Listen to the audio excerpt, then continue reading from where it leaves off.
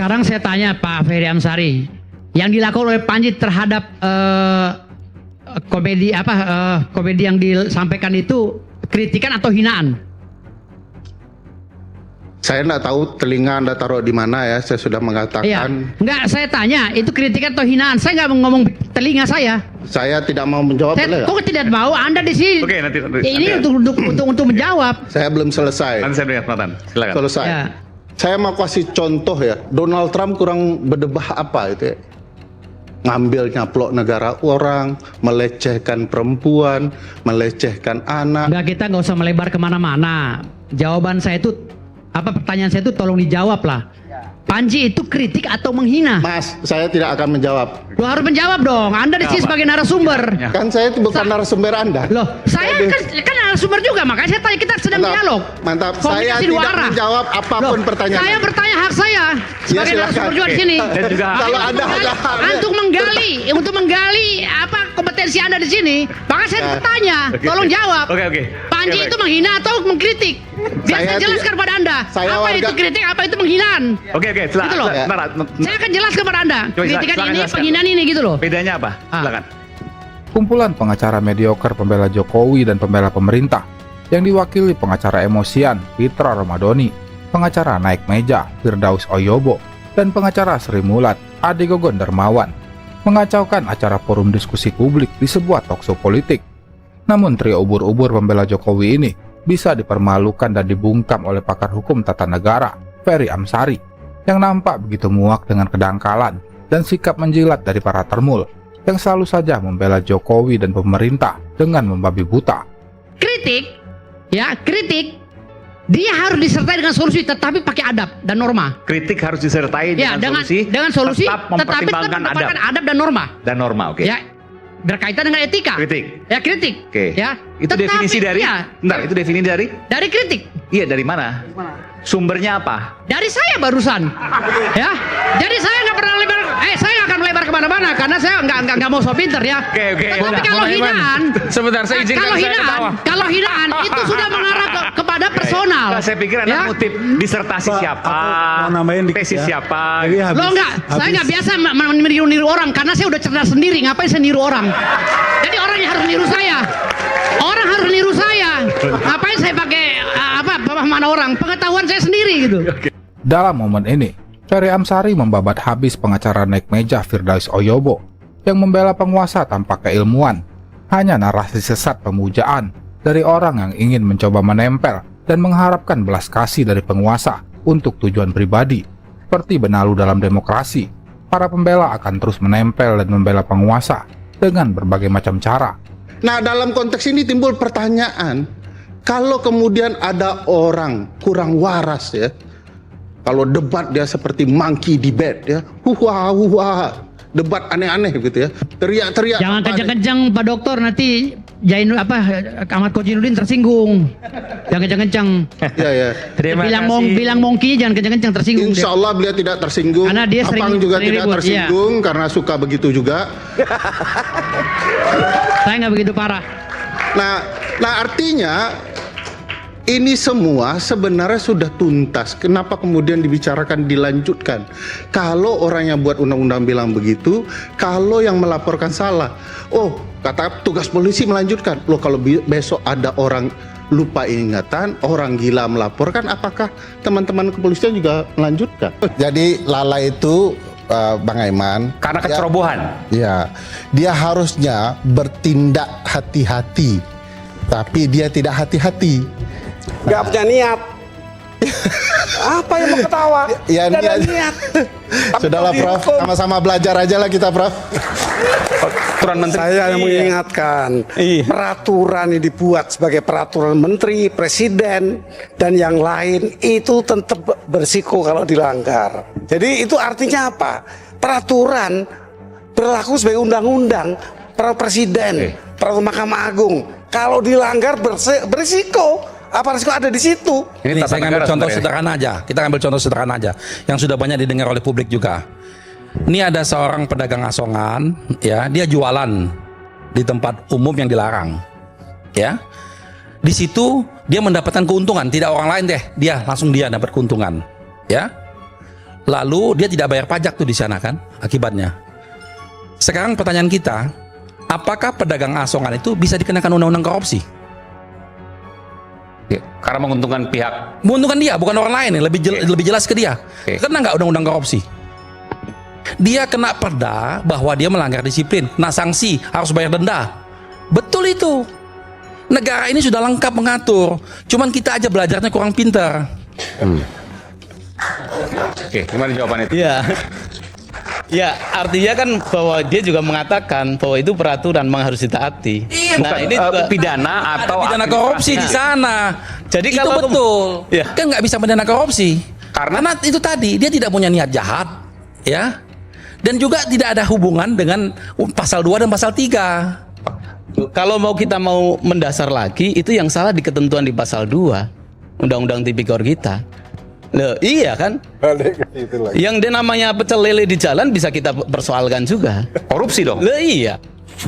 Hancur. Apa ini? Hidup bagaimana nih? Nggak ada rokok, nggak ada tai juga, nggak ada ini. Hancur. Kalau Sebenarnya bisa itu. Kalau kita mau kemudian mau mendasar lagi soal ke sana. Tukang pecel lele diskusinya lebih misalnya dalam di lagi. trotoar. Ini Iya. kita ingatkan Itu pedagang bisa korupsi. asongan bahwa Komisi Kejaksaan Anda bakal kena pidana korupsi loh. Hati-hati Saya pada- tidak mengatakan demikian. Saya tidak mengatakan demikian. Itu persepsi Anda. Mantan Hakim Agung, Profesor Gayus Lumbun, dipermalukan sampai ke ubun-ubun hingga dibuat mati gaya oleh Ferry Amsari dan pengacara Tom Lembong ketika berdebat sengit soal vonis hukuman Tom Lembong. Bahkan di momen ini, pengacara Tom Lembong mensekak balik Gayus Lumbun dan perwakilan jaksa bahwa mereka sepertinya kurang pintar belajar hukumnya, yang membuat Gayus Lumbun dan jaksa malu sampai ke ubun-ubun. Negara ini sudah lengkap mengatur, cuman kita aja belajarnya kurang pintar. Oke, gimana jawabannya itu? Iya. Ya, Wajarlah manusia, bukan nabi boy. Anjing. Putusan itu adalah wilayah otoritas dari pengadilan, dan putusannya harus dianggap benar. Itu negara hukum yang menyebutkan dengan asas Putusan hakim harus dianggap benar. Oke. itu asas dari res judicata pro veritate habitur. Kalau ada bukti kejahatan sekalipun, bahkan pembunuhan, catat baik-baik nih, bahkan pembunuhan, kalau tidak ada niat jahatnya, tidak bisa orang dipidana. ya kau kan bicara Tidak juga begitu. Oke. Itu ada di Tidak- 38 35. Ajarin Prof, ini udah Ini ada dolus. 38 359 itu ada. Jadi Iya. tidak selalu Saya mens rea itu menjelaskan. tidak dasar. Sebentar, kita Ya, dengarkan dulu Prof. Jos, silakan Prof. mens rea itu tidak satu-satunya alasan untuk menghukum. gitu. Tidak. Karena ada apa? Ada dolus, ada kulpa. Mungkin ada kulpa. Ada niat dia dihukum juga. Kulpa itu apa? Dolus culpa itu bagian dari mens rea, Prof. Bagian apa? Iya, oke, terus. Bagian apa? Anda nih jangan pintar sendiri. Enggak. Anda bukan orang hukum satu-satunya di sini. Yes. Silakan jelaskan, Prof. Katakan Mens rea. bahwa ini adalah kejahatan dan wajib dihukum. Katakan bahwa seluruh orang yang melakukan hal yang sama wajib dihukum. Katakan bahwa ini adalah konsep keadilan yang terang benderang di mata publik. Lalu apa? Mau bikin sidang di sini? Silakan, Kak. Mau bikin persidangan di sini?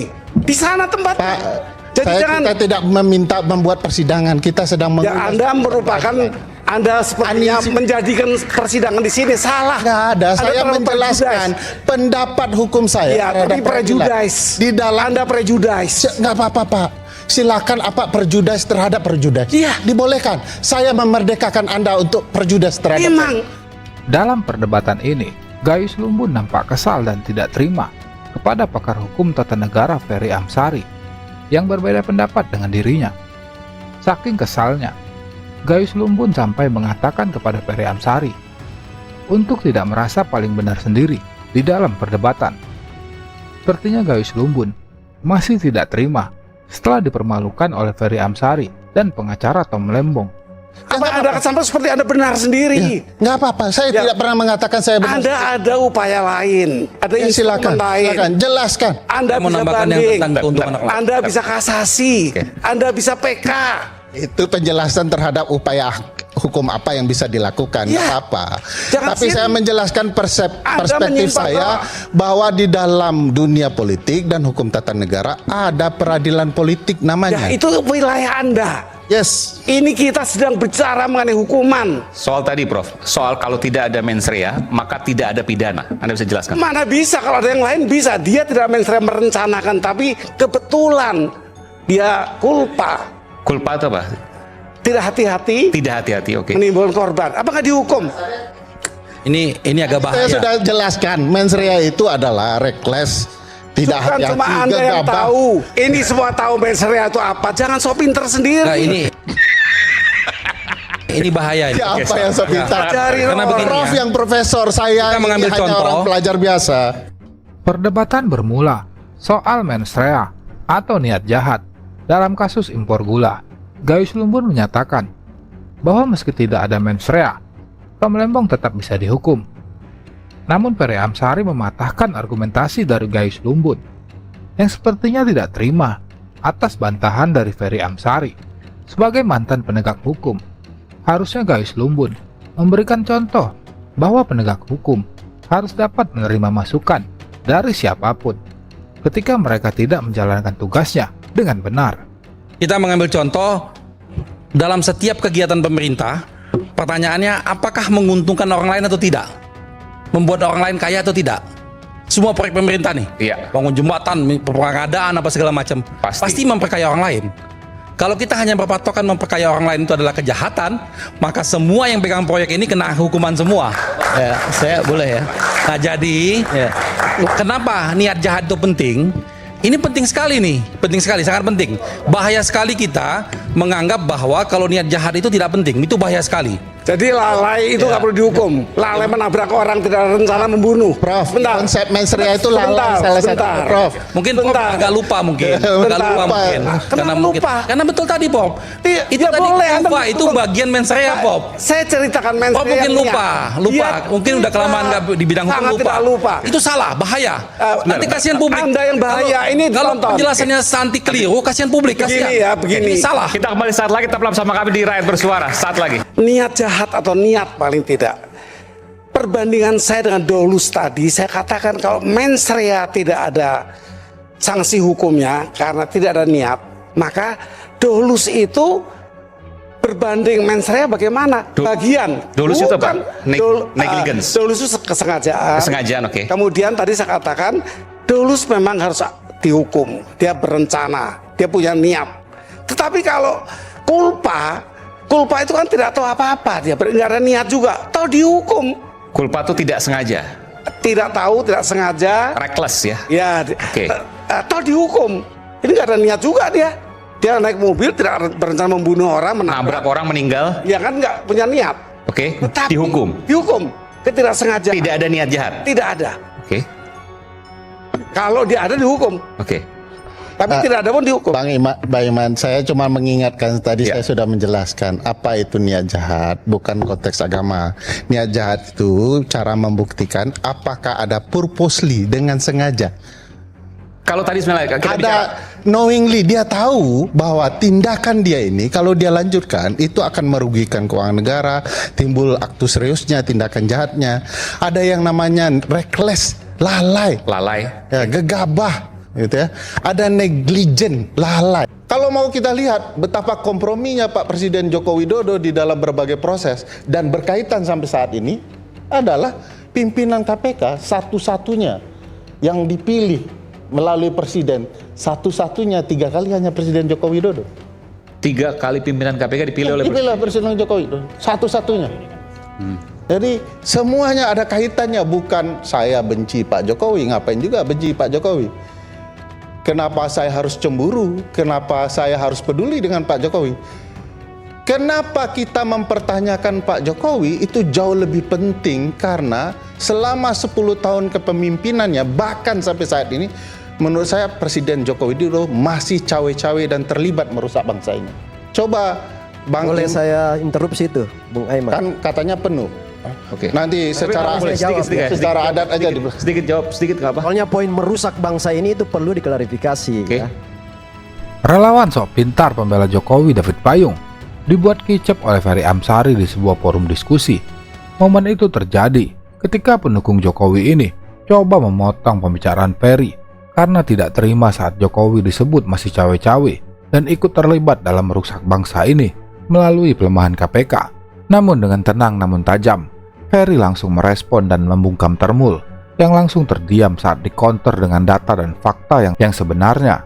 Ya, jadi gini, Singkat aja, singkat. Ya. Nanti saya berikan kesempatan lagi. Bung Ferry ini saya nggak dapat konteks uraian ilmiahnya sebagai akademisi, tetapi lebih pada posisi politisi memberi penilaian ya. Karena tadi kita bicara sistem, beliau hanya menyala-nyalakan personal seorang Pak Jokowi yang saya bilang itu sudah masa lalu. Makanya tolong memberikan analisis secara ilmiah soal apa kelemahan dan harus bagaimana mengkonstruksi soal pemberantasan korupsi ke depan. Nah ini kalau misalnya dianggap berkontribusi merusak bangsa, itu yang kita perlu klarifikasi supaya adik-adik mahasiswa masyarakat bangsa ini memberikan apresiasi kepada semua pimpinan kita terlepas dari kelemahan dan kekurangan mantan-mantan presiden kita. Itu yang nggak benar bagi saya. Makasih. Silakan. Dengan gaya menjilat yang sering ditampilkan oleh gerombolan Termul, David Payung mengatakan bahwa Jokowi tidak terlibat dalam pelemahan KPK yang terjadi di zaman Joko Widodo dan meminta orang-orang untuk tidak saling menyalahkan. Termul cenderung tutup mata dan telinga jika menyangkut tentang kejahatan Jokowi. Di mata kaum Termul, Jokowi itu sempurna dan tidak akan pernah salah. Sampai hari ini saya salah satu orang yang selalu memanggil Presiden Jokowi Presiden Jokowi. Itu standing ilmiah saya. Apa yang disebut kerangka berpikir ilmiah dalam hukum adalah ketika dasen dan dasolen bertabrakan. Apa hukum yang diharap-harapkan dengan apa hukum yang dipraktikkan tidak bertemu. Itu rumusan masalah. Kalau abang belajar ilmu hukum, pasti abang tahu konsep ini. Saya menjelaskan bahwa undang-undang bilang begini, ANKEK bilang begini, tapi praktiknya begini. Itu ilmiah, Pak. Itu data ilmiah namanya dalam ilmu hukum. Coba tanya beliau, apa data ilmiah beliau? Bahwa Jokowi adalah orang baik, orang yang memperbaiki bangsa. Mana rumusan undang-undangnya, mana yang dijalankan oleh Jokowi? Namun tentu saja, pakar hukum tata negara Ferry Amsari tidak membiarkan Termul berbicara sesuka hati membela Jokowi dengan basis perasaan tanpa keilmuan yang bisa menyesatkan publik. Ferry Amsari meminta Termul memaparkan fakta dan data untuk mendukung pembelaan yang ia lakukan terhadap Jokowi. Jangan hanya selalu membela secara membabi buta dan menjilat penguasa untuk kepentingan pribadi dan golongannya. Abang tahu enggak? Jokowi bisa dikenakan, ini rumusan masalah. Jokowi bisa dipermasalahkan terlibat korupsi di kasus IKN. Kenapa? Di dalam undang-undang pembentukan undang-undang ditentukan rumusan penting bahwa untuk melakukan sesuatu harus terukur dalam bentuk RIA, Regulatory Impact Assessment, alat ukur ekonomi ketika mau buat kebijakan. Ketika merancang IKN harus ada alat ukur ekonominya. Tanya sampai ke gorong-gorong, Bang, ada enggak RIA itu dalam IKN? Itu pelanggaran besar. Jangan-jangan ada permainan korupsi di dalamnya. Ini alat ukur ilmiah. Tanya beliau, apa alat ukur ilmiahnya? Mana dasen dan dasolen yang bertabrakan sehingga atau sejalan kalau Pak Jokowi dikatakan betul-betul sudah menjalankan perbaikan untuk Republik ini. Saya ingin menjelaskan ini karena semua kita tahu KPK kita adalah salah satu sandaran penting dalam upaya pemberantasan korupsi. Punya kelemahan kekurangan, yes, tapi aparat penegak hukum lain lebih banyak kurang. Kenapa yang disongsong, dihajar, dipukul hanya KPK kita? Bagi saya KPK kita ini punya catatan luar biasa baik. Catatan sehatnya lebih banyak. Pernah baik. Kenapa kemudian KPK ini tidak dilindungi? Kenapa isunya timbul tiba-tiba Taliban? Sampai sekarang tidak bisa dibuktikan Taliban itu ada. Kalau Taliban ada enggak? Di dekat KPK itu ada tempat perbaikan tambal ban di sana. Itu Talibannya. Sampai hari ini KPK itu disakiti, orang-orangnya dituduh sebagai anti Pancasila. Coba bayang, mana buktinya? Dalam momen ini, Ferry Amsari semakin membenamkan Terbul sok pintar David Payung dengan argumentasi dan analisa yang tak bisa dibantah dengan pikiran Termul yang hanya terdiam membisu saat bobrok majikannya dibongkar oleh Ferry Amsari secara akademik di depan publik. Kali ini Termul benar-benar dibabat habis oleh kecerdasan dan ketegasan Ferry Amsari. Nah, jadi ini yang harus dibenahin secara kolektif. Kegagalan ini adalah kegagalan kolektif sistem, ya. Jadi bukan menyalah-nyalakan personal.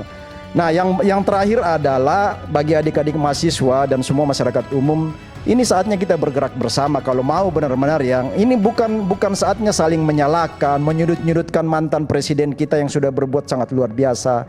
Dan saya yakin di kepemerintahan Prabowo Gibran hari ini, saya pikir komitmen itu akan dieksekusi, ya. Tinggal bagaimana menciptakan perbaikan aturan-aturan regulasi sistem untuk memperkuat komitmen dari asta cita Presiden Prabowo bersama Gibran untuk salah satu poinnya dalam adalah pemberantasan korupsi. Ada satu orang ahli namanya Daniel Kaufman. Ahli ini sering dipakai oleh teman-teman Transparansi Internasional. Dia mengatakan kurang lebih begini, we do not fight corruption by fighting corruption. Kita tidak memberantas korupsi dengan melawan korupsi. Apa yang kita lawan? Kita lawan sistemnya, orang-orangnya, penyelenggara negaranya yang tidak mau sungguh-sungguh memberantas korupsi. Kita seolah-olah hidup dan percaya bahwa pemimpin yang kita sanjung-sanjung adalah orang yang kemudian tidak pernah salah. Padahal catatannya mudah. Ilmu pengetahuan bisa membuktikan kebenaran ilmiahnya. Lalu kita mengatakan orang ini tidak ada dosa, tidak ada salahnya. Kalau tidak ada dosa dan salahnya, kenapa ditunjuk tanggung jawab seorang pemimpin? Bagi saya ini pekerjaannya sudah terang dan harus kita lakukan bersama-sama. Bahkan bagi saya, sudahlah, jangan terlalu banyak pidato. Mulailah dengan melakukan sesuatu dan itu harus dimulai dengan sungguh-sungguh. Kalau saja undang-undang ditipu, kalau saja di istana masih ada manipulasi terhadap undang-undang, kalau saja peradilan masih menggunakan pamannya, omong kosong seluruh pemberantasan korupsi. Mulai hari ini kita tutup saja semangat bangsa ini dengan sesuatu yang kita sebut sebagai omon-omon. Atau besok pagi kita lakukan sesuatu, melakukan perlawanan sungguh-sungguh, bahkan terhadap istana sekalipun. Terima kasih. Berikutnya Ferry Amsari juga membungkam kedunguan yang disampaikan pembela Jokowi, Ade Gogon Darmawan, yang mencoba memotong dan menghentikan pembicaraan Ferry Amsari. Namun langsung dibayar lunas oleh Ferry yang menyebut Ade Darmawan tidak punya hak dalam forum diskusi ini untuk menghentikan pembicaraan narasumber lain karena dia bukanlah pembawa acara ataupun pihak penyelenggara. Daripada sibuk dengan satu orang Panji sehingga melupakan konteks yang lebih besar yang diceritakan Panji soal pendidikan politik, pemilu curang, bagaimana pemilu dikerjakan kita semua, bagaimana politik disasar kepada publik seolah-olah gemoy betul, tapi pada faktanya tidak betul-betul gemoy. Mana tari-tari gemoy itu hilang, karena itulah tari-tari politik. Bagi saya, menurut saya, banyak hal yang kita pelajari. Ambil positifnya kalau memang mau mengambil positifnya. Kalau ada negatifnya kita pelajari, jangan kita melakukannya. Jadi bagi saya tidak bisa kita melihat forum internum itu sebagai yang eksternum. Dia tidak punya... Dijawab aja bang. Ini lama sekali kan. Lah kan saya diberikan hak. Anda diberikan hak lama tadi tidak ada isinya saya dengarkan. Jawab aja lah bang. Pertanyaan apa tadi? Kenapa? Saya kan diminta menjelaskan nih, nggak boleh. Sudah jadi anchor ini. Penasehat Kapolri Arianto Sutadi dibungkam oleh pengamat politik Ferry Amsari ketika penasihat Kapolri mencoba membangun narasi membela pemerintah soal demo yang terjadi di Agustus Kelabu dan juga penunggang gelap yang menyusupi para pengunjuk rasa. Namun Ferry Amsari mematahkan semua argumentasi dari penasehat Kapolri, tapi rasa pengacara Jokowi berhasil separuh lah menimbulkan kekacauan itu, dan kemudian alhamdulillah Pak Prabowo kan langsung perintahkan itu ya. Menurut Pak Arianto kemarin itu gagal. Mereka jatuh korban jiwa. Mereka ingin menimbulkan kekacauan yang lebih besar itu, menurut saya itu mereka gagal. Oke. Tujuannya makar. Nah, saya nggak ngerti politik. Karena presiden Presiden itu ya tadi mengatakan ini ada makar, gitu kan? Itu saya yakin bahwa Pak Prabowo itu mengatakan bahwa kerusuhan ini ditimbulkan. Ini adalah ada yang bermaksud akhirnya nanti buntut-buntutnya untuk makar. Kira-kira begitu. Baik. Jadi Pak Prabowo memisahkan kan, unjuk rasa lah dengan cara damai, tetapi anarki harus tidak tegas. Itulah itu yang dibedakan. Jadi di sini kita tolong dilihat ya, kerusuhan sekarang ini bukan masalah unjuk rasa yang dilarang, bukan. Tetapi ini unjuk rasa yang ditunggangi oleh perusuh yang sangat dahsyat, banyak sekali pihaknya, sehingga nyaris membuat kita tuh kacau semua. Karena apa? Polisi ragu-ragu. Ketika masyarakat sudah begitu masif ya, polisi akan melakukan tindakan yang frontal itu dia mesti tarik diri. Karena apa? Itu akan menimbulkan martir nanti. unjuk rasa dan kemarin berujung dengan kerusuhan, itu sudah tepat dilakukan strategi dari pihak kepolisian. Menurut Bang Ferry seperti apa? Ya, pertama tugas kepolisian dan militer itu kan diatur di pasal 30 Undang-Undang Dasar 1945. Kan tugasnya mengayomi, melayani, gitu ya, melindungi masyarakat. Tidak ada tugas melindas masyarakat. Bagi saya perlu diperhatikan dulu sebab kenapa publik marah. Sebabnya ya tentu soal kenaikan gaji DPR, dilindasnya ojol oleh kepolisian. Pertanyaan, kalau dua hal ini menyebabkan keributan, tentu para pelakunya yang menimbulkan keributan itu adalah pihak kepolisian dan DPR. Kenapa kemudian publiknya yang ditangkap kalau pelaku kerusuhan yang menimbulkan keributan itu adalah tindakan-tindakan penyelenggara negara? Jadi sekarang ini penyelenggara negara sedang mencari-cari kesalahan saja. Dan kalau kita lihat ada hal-hal yang menurut saya tidak tepat. Satu, ketika kita bicara hak orang untuk menyampaikan pendapat. Tentu saya sepakat menyampaikan pendapat harus dengan cara-cara yang diizinkan oleh negara dan tidak merugikan hak orang lain. Pertanyaannya, sehebat apa pengunjuk rasa kemarin sehingga bisa membakar dan terjadi di seluruh tanah air? Bensinnya itu sebabnya apa? Pada waktu yang Anda katakan tadi, Pak Firly dan sebagainya, Anda menilai nggak bahwa KPK bisa dipesan? Saya sepengetahuan saya. Oke. Iya, saya di KPK ini kita nggak bicara periode sekarang ya, periode Pak Firly misalnya. Saya bilang justru itulah problemnya, tidak pernah dalam sejarah. Pertanyaan saya, bisa dipesan nggak waktu itu? Faktornya adalah ternyata kasus Hasto itu tertunda-tunda. Simple. Pertanyaannya bisa dipesan nggak? Nah, saya tidak jawab itu fakta. Fakta yang harus kita jawab. Ya, jangan menghindar menjawab dong. Kalau seandainya tidak bisa dipesan, maka kasus Pak Hasto harusnya sudah maju duluan. Iya, artinya adalah saya tidak artinya harus bersama dengan putusan yang lain. Pengacara senior Saur Siagian mencoba membela Jokowi tentang kerusakan KPK yang terjadi di zaman Presiden ke-7 Republik ini. Saur mendapat pertanyaan tajam dari Aiman. Apakah KPK bisa dibeli?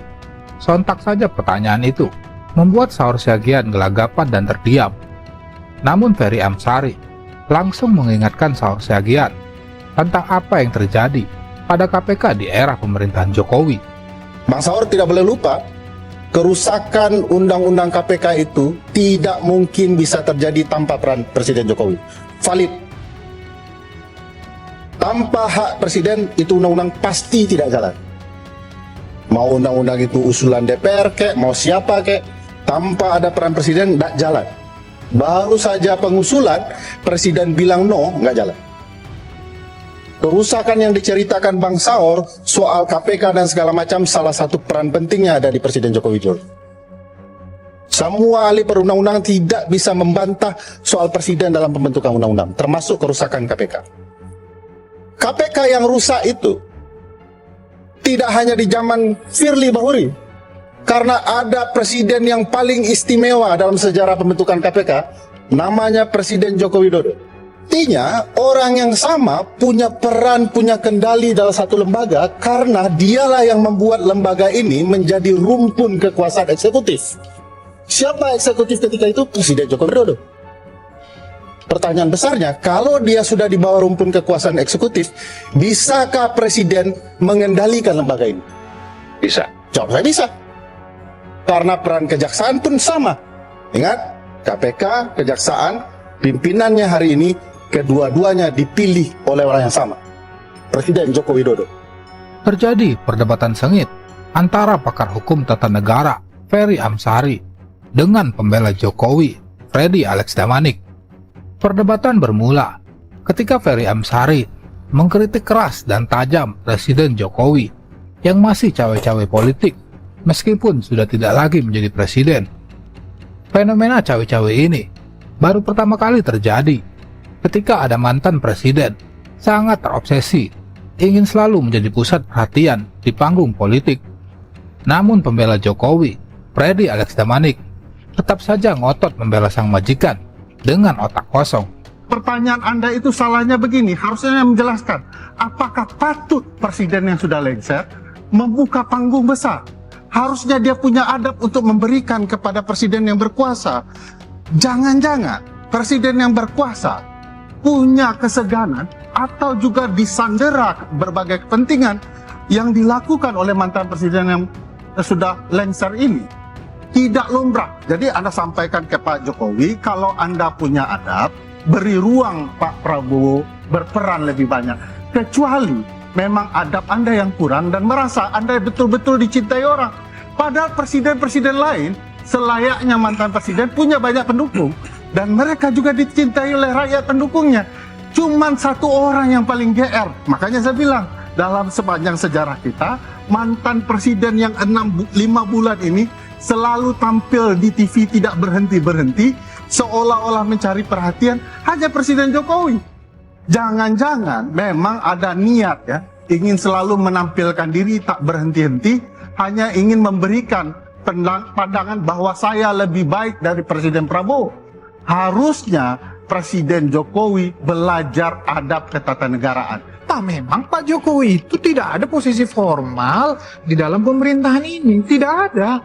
Saya mau bantah ini boleh? Begini silakan Bang Ferry. Karena ini bicara ketatanegaraan dan menganggap kita membentur-benturkan, bukan. Anda sedang melanggar adab ketatanegaraan dan Anda menuduh orang yang menjelaskan itu sebagai upaya membentur-benturkan. Saya sedang memperjuangkan hak Presiden Prabowo.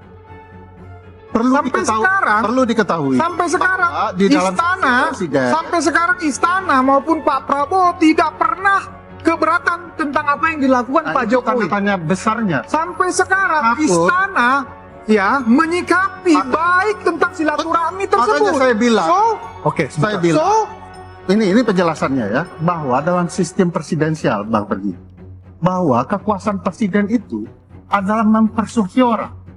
Dalam tatapan semua orang, presiden yang sudah lengser berupaya terus mempersuasi orang yang mestinya tugas presiden berkuasa.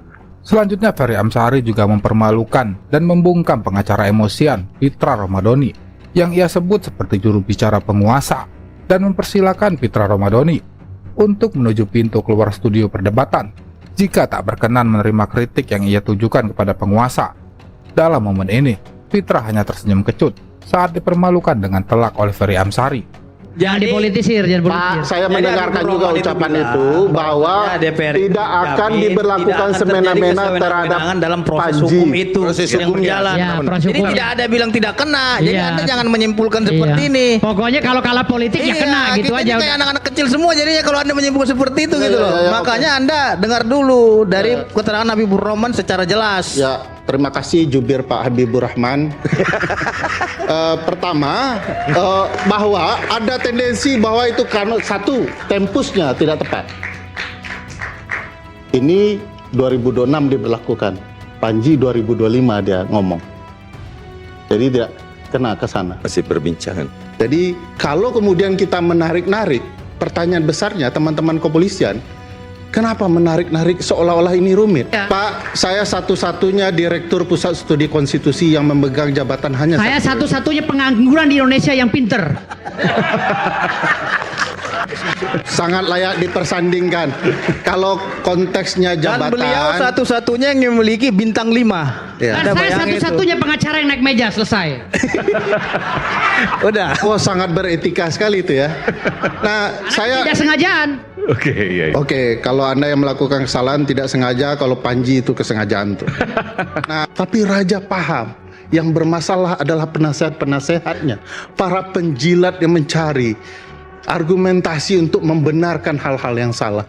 Raja menghukum orang-orang yang kemudian mempermainkan apa yang dia lakukan sebagai sesuatu yang wajar. Sementara anak bos to the point aja, berarti Anda bilang bahwasanya pemerintah melaporkan mereka gitu. Bang, saya cerita. Ya to the point aja, jangan muter-muter. Karena kalau kita muter-muter bicara raja kalau dan lain-lain, Anda tidak jelas. nyaman muter-muter tuh pintu keluar. Karena saya begini, mau dibolehkan keluar. Jadi begini, saya boleh tunggu dulu. Anda nggak paham konteks saya lihat. Oke, saya persilakan. Saya selesai. Terima kasih. Assalamualaikum warahmatullahi wabarakatuh. Karena pelapornya beliau, Anda kaitkan dengan pemerintah, nggak ada urusannya, bos. Oke, baik. Ya. Yang namanya kebijakan luar negeri itu kewenangan eksekutif murni dengan pertimbangan DPR ataupun apa istilahnya persetujuan sebagai perwakilan rakyat Indonesia. Bang, ini logika Abang sendiri tidak bisa membedakan dengan persetujuan dan. Ntar dulu, ini logika dasarnya. Saya bicara teorinya dulu, saya tidak bicara soal penerapannya. Saya bicara teorinya dulu. Bahwa DPR sebagai perwakilan rakyat dia harus terlibat di situ. Pertanyaan saya, Mas Ferry, di mana pasal di konstitusi ataupun di undang-undang lain yang mengatakan bahwa persetujuan DPR untuk keputusan eksekutif berkaitan dengan kebijakan luar negeri itu bersifat final dan mengikat. Di mana pasalnya? Di undang-undang pasal 11 itu sudah final. Apakah dikatakan di situ final dan mengikat? Bang, persetujuan final DPR dan mengikat itu nggak bisa. Itu sama dan kalau Mahkamah Konstitusi sifatnya final dan mengikat kan keputusannya. Ya, karena itu putusan itu tertuang. peradilan. Bang, dan konstitusi ini lebih tinggi dari putusan pengadilan. Pengamat tapi termul, sekaligus pembela pemerintah Boni Hargen, diberi kuliah gratis oleh pakar hukum tata negara Ferry Amsari saat berdebat di sebuah acara talkshow politik. Awalnya Ferry Amsari mengkritik persoalan bergabungnya Indonesia ke Board of Peace yang dianggap telah melanggar konstitusi karena tidak melalui persetujuan DPR. Namun Boni Hargen malah ngotot membela pemerintah, yang membuat Ferry Amsari mempertanyakan sekolah dari Boni Hargen karena dianggap ngawur dalam berlogika. Saya tidak tahu abang sekolah di mana ya. Kalau apa yang dinyatakan konstitusi itu kurang final dan mengikat, apalagi ini. Apakah ada ayat ini yang mengatakan tertinggi, Bang? Iya, kalau sudah tahu. tertinggi sudah final. Udah kalau saya tahu maksud Ferry itu apa. Saya tahu maksud Ferry. Mas bagi Ferry kan, saya abang sedang melakukan pembelaan yang sangat konyol. Bukan, saya tidak membela. Saya mau meluruskan. Konstitusi sudah bilang terang-benerang. Ferry mau mengatakan bahwa presiden melawan konstitusi, kan itu poin kamu. Selanjutnya perdebatan semakin memanas setelah Ferry Amsari menaikkan tempo perdebatan dengan memberikan kuliah hukum dan undang-undang kepada Boni Hargen yang nampak mencoba berkelit dan mencari pembelaan dengan logika konyol dan membuat tafsir hukum sesuka hati. Asal Bapak senang, termul pun ikut kenyang.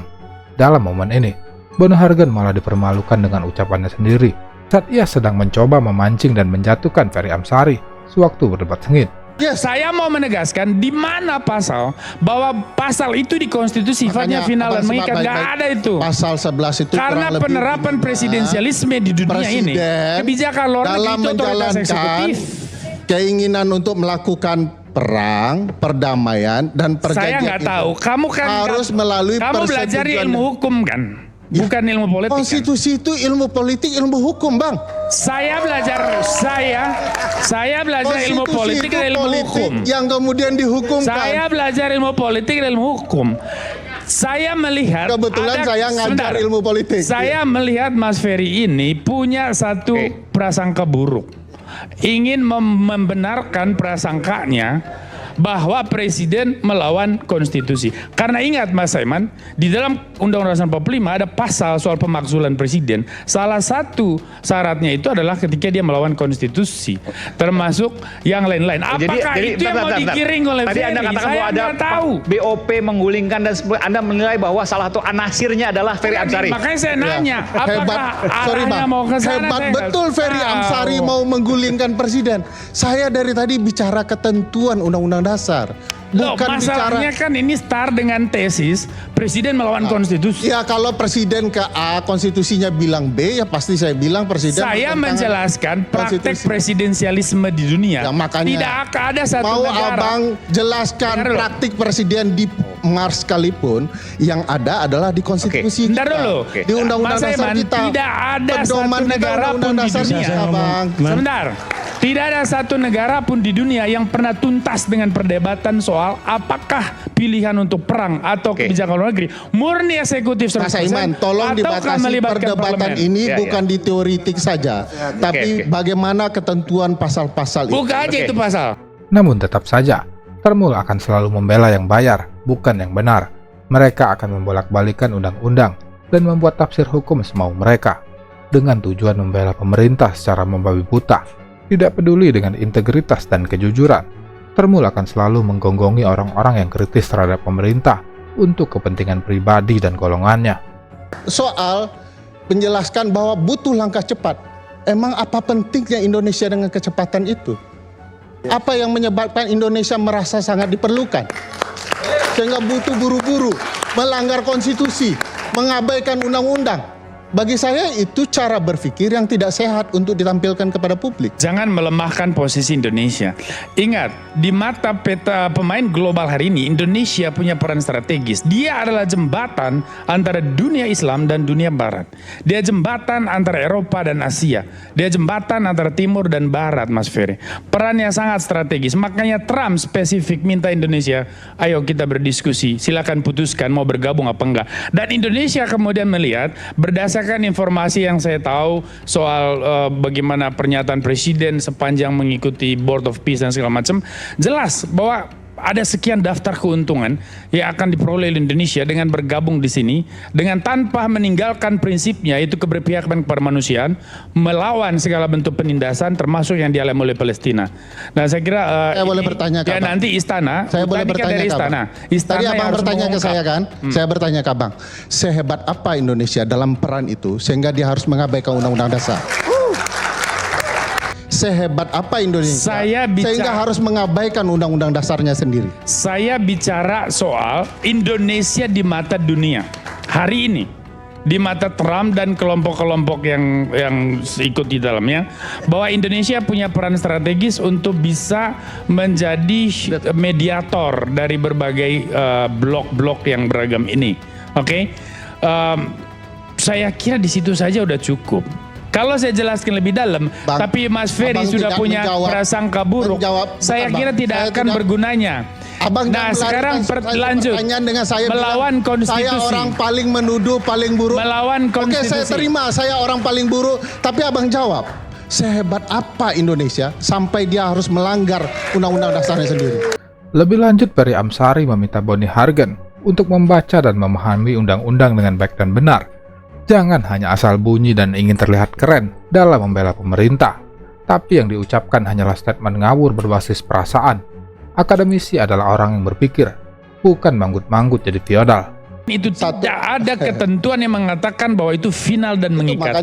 Harus dengan persetujuan. Makanya baca pasal 11. Saya baca. Nah, saya tahu. Maka saya katakan kepada Mas Ferry. Setuju, Bang? Makanya saya katakan arti persetujuan? makanya saya katakan kepada Mas Ferry, dia tidak bersifat final dan mengikat. Tapi karena kebijakan luar negeri adalah pasal otoritas 9, pasal presiden 10, dalam Undang-Undang 24 tahun 2000 maka tentang perjanjian internasional. Saya jawab pertanyaan Abang, makanya di sana disebutkan untuk kemudian terdapat pengesahan. Tadi persetujuan.